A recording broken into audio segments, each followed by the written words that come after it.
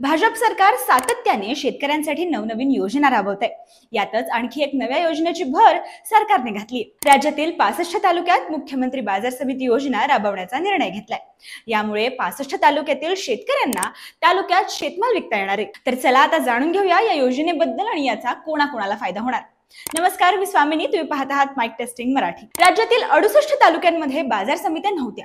यामुळे संबंधित तालुक्यातील शेतकऱ्यांची शेतमाल विक्रीसाठी अडचण व्हायची। ही बाब लक्षात घेऊन सरकारने 65 तालुक्यांमध्ये मुख्यमंत्री बाजार समिती योजना सुरू करण्याचा निर्णय घेतला।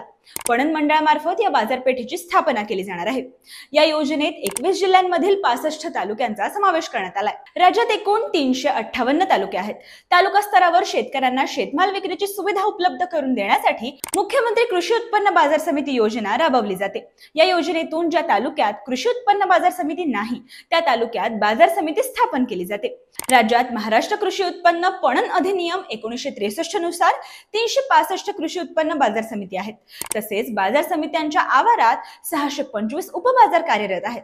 मात्र राज्यातील 68 तालुक्यांमध्ये कृषी उत्पन्न बाजार समिती नाहीतच। त्यामुळे 68 पैकी 65 तालुक्यात बाजार समिती स्थापन करण्याचा निर्णय घेतला गेलाय। आता पाहूयात कोणत्या जिल्ह्यांमध्ये किती बाजार समिती होणार।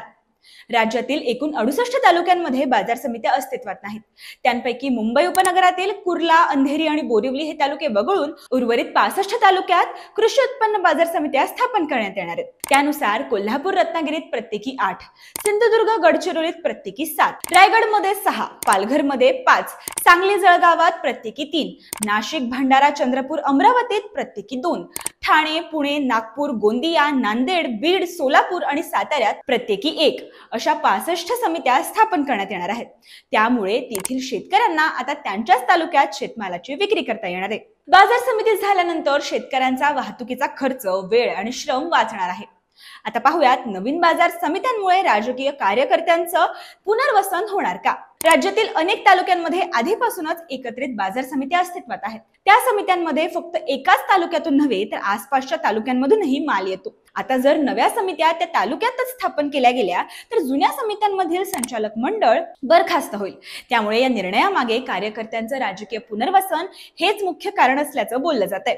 लोकसभा आणि विधानसभा निवडणुकांनंतर अनेक कार्यकर्ते नाराज झाले। काहींनी पक्षांतर केलं तर काही राजकारणातून निष्क्रिय झाले। आता स्थानिक स्वराज्य संस्थांच्या निवडणुका जवळ आल्यात। या पार्श्वभूमीवर दुसऱ्या फळीतल्या कार्यकर्त्यांना खुश ठेवण्यासाठी बाजार समित्या ही एक विनासायास मिळणारी सत्ता ठरत आहे। यामुळे तालुक्यातील नाराज असलेल्या कार्यकर्त्यांना देखील आता नवीन बाजार समितीत पदावर संधी मिळण्याची शक्यता आहे। तसेच स्थानिक पातळीवर बाजार समितीचे देखील मोठे राजकारण मानले जाते। यामुळे आगामी काळात बाजार समिती स्थापन झाल्यास नाराज कार्यकर्त्यांना या ठिकाणी संधी मिळण्याची दाट शक्यता आहे। तर तुम्हाला या नवीन होणाऱ्या बाजार समित्यांबद्दल काय वाटतं ते आम्हाला कमेंट्स मध्ये नक्की कळवा आणि अशाच इंटरेस्टिंग माहितीसाठी माईक टेस्टिंग मराठीला नक्की सबस्क्राइब करा।